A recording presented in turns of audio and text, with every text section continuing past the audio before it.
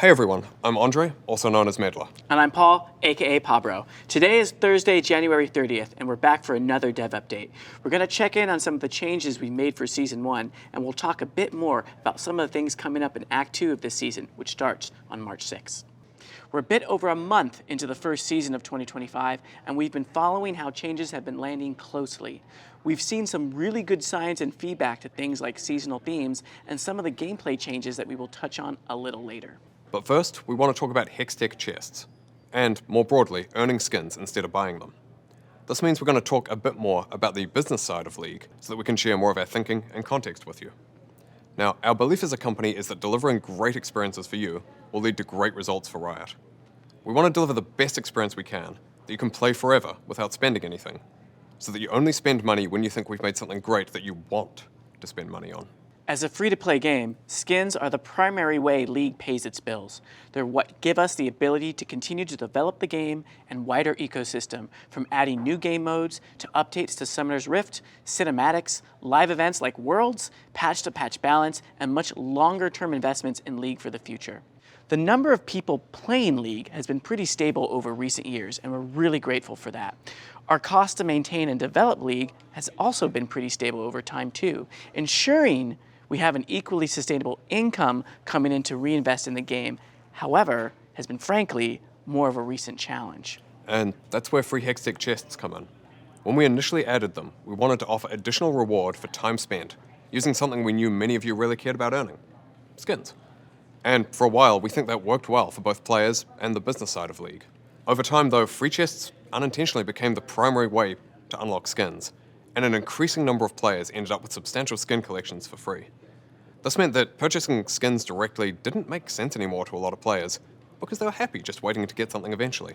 That did lead to a great player experience, but it was not sustainable for League in the long term.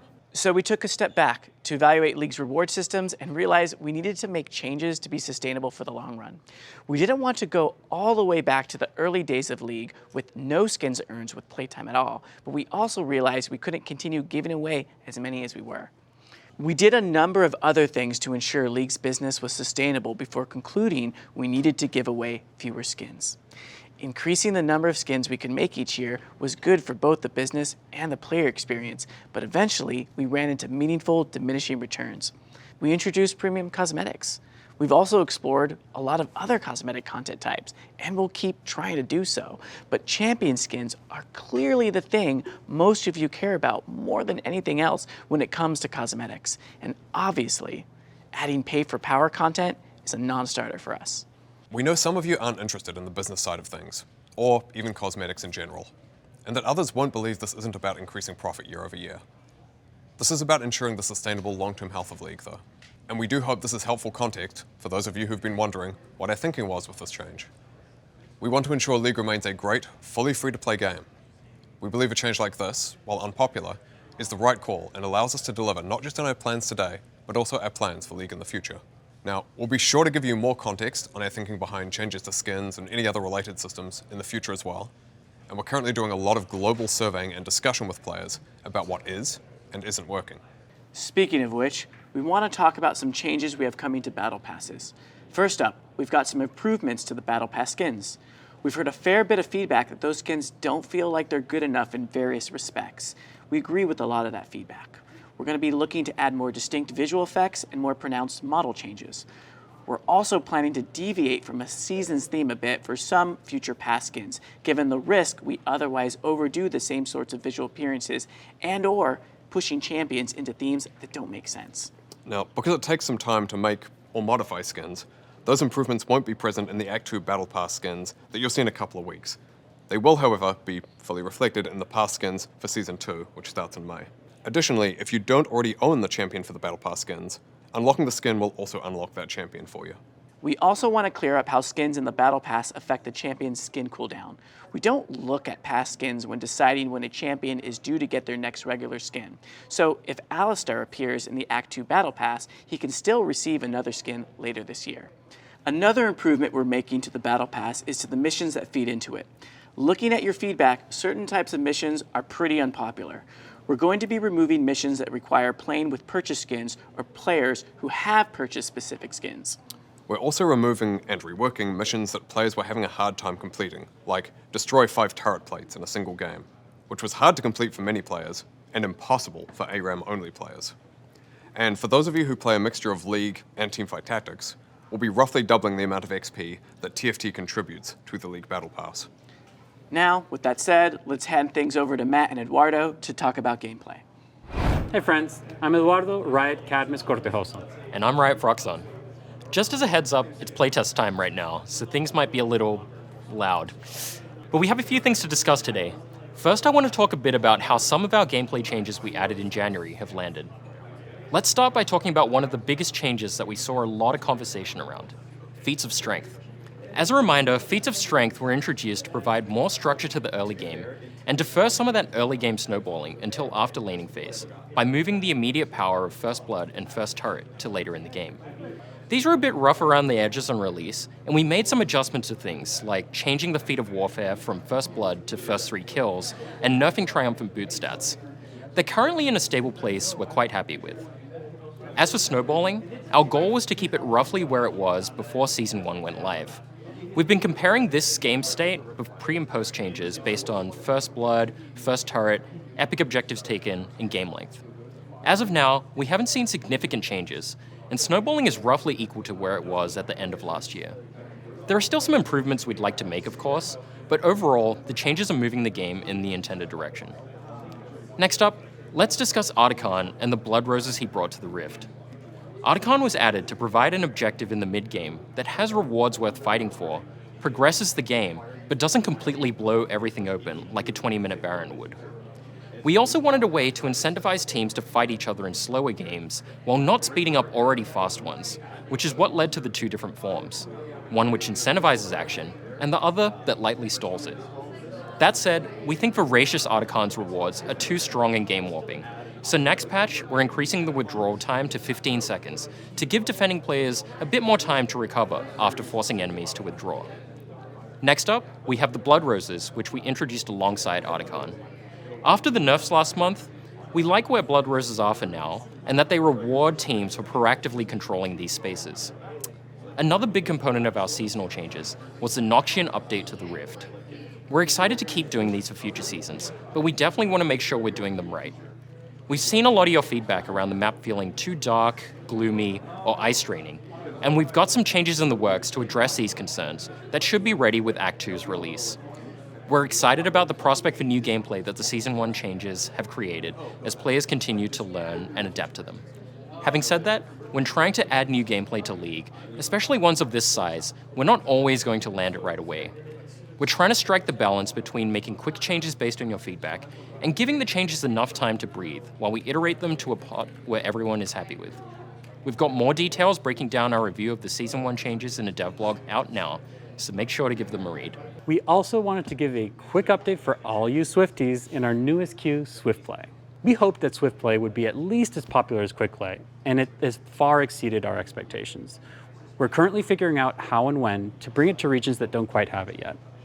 So far, SwiftPlay has hit the goals we set for it, with game endings on average 4 to 5 minutes faster than SR. We also wanted to reduce snowballing via rubber banding mechanics, allowing players to hit their full builds more often, and allowing players to enjoy a game of League of Legends with friends of higher skill gaps. When it comes to balance, we're pretty happy with the early and mid game, but endgame pacing and outlier game lengths are issues we want to address. SwiftPlay just doesn't hit our goals for the queue when games aren't swift, and everyone is stuck at level 18 trying to close out the game for a long time. We've made some changes, such as minions getting stronger more quickly, tower resistances falling off sooner, as well as making structures slowly burn towards the Nexus, forcing the game to end. This will essentially mean that if a game lasts long enough, the team that can make the most progress towards the enemy Nexus will win. We're also going to be looking at what we can do to improve things like matchmaking or lobby improvements for pre-mades, and we'll let you know if we do anything there. These changes should be live by the time this video goes live, so let us know what you think. Next, we want to talk to you a bit more about what you can expect when Arena returns in Act 2 of this season.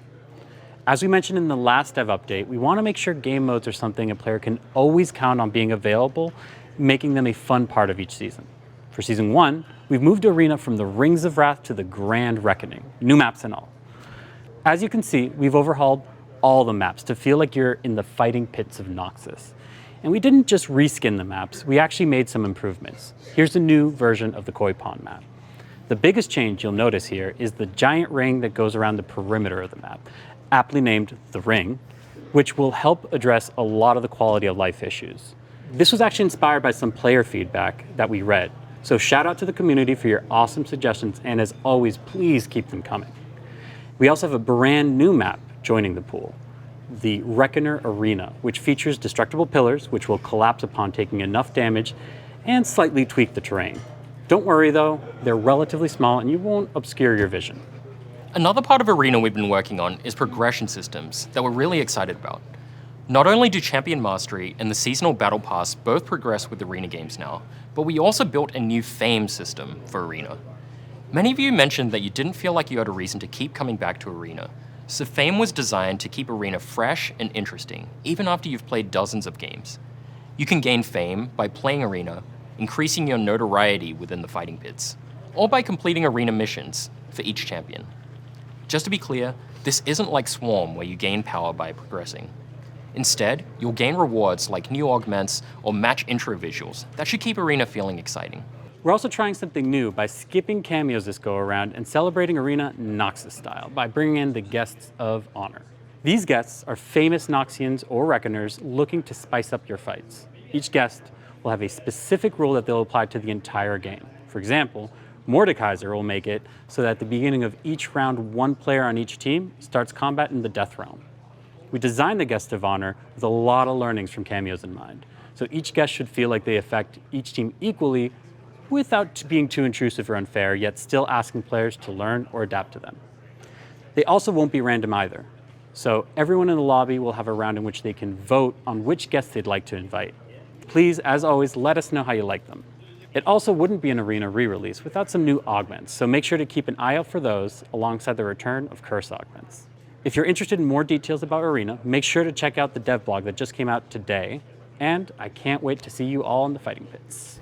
All right, we also have a few other updates that we want to share with you all today. We finally got those updated Champion Mastery emotes coming out in March. They've taken a lot longer than we'd hoped. We haven't forgotten about them though. The Blue Essence Emporium will also be making a return at the start of April. And as a reminder, the next Battle Pass will include the increased Blue Essence amounts that we shared earlier in January, which you can also get for this current pass in the form of a one-time mission. On a different topic, we've got a test of the matchmaking system called TrueSkill 2 coming up. We're going to be trying TrueSkill 2 for SwiftPlay and ARAM games from late February onwards for a while. We think TrueSkill 2 has the potential to help us get players to a fair and appropriate matchmaking rating much quicker than our current implementation can. Given how important matchmaking is to competitive games like League though, we want to test and verify first before going really broad with it. So we'll run the test for a while and then let you know how it's been going and what our next steps are or aren't. This work on matchmaking, however, has meant a trade-off to work elsewhere, to Clash specifically, because the team doing that work is the same team that would otherwise be supporting Clash. For now, as a result, Clash will occur every 2 months instead of monthly. And last for this section, a bit of context on streamer mode that recently went out. That's been a long requested feature from some players who stream. Given it's one of the things that can help reduce incidents of stream sniping and other forms of streamer harassment or disruption. It's clearly not a solve by itself, but we do think it's a useful part of a wider and ongoing effort. We also wanted to take a moment to talk about what you can expect after we leave Noxus. Historically, our mid-year events have been mostly a time for some levity and lightheartedness, like Star Guardian or Anima Squad. And while this may not be the case for each year's second season, we want Season 2 of 2025 to be a bit of a palate cleanser after so much focus on Noxus. Now, that said, you can still expect a cohesive thematic that spans things like map art, updates, a new champion, skins, and more. We don't want to spoil what's in store just yet, and we've still got some fun focus on Noxus ahead of us for now, but we'll be back in our next dev update, where we'll dive into what you can expect in Season 2. That's about it for this one. Don't forget to check out the dev blogs to learn more about some of the things we talked about today. And as a reminder, the First Stand tournament will be kicking off in Korea on March 10th, so be sure to tune in to watch the full Fearless draft and see which team can bring home a second bye for their region at MSI. All right, thanks so much for watching, and we'll see you next time. Bye. Thanks all.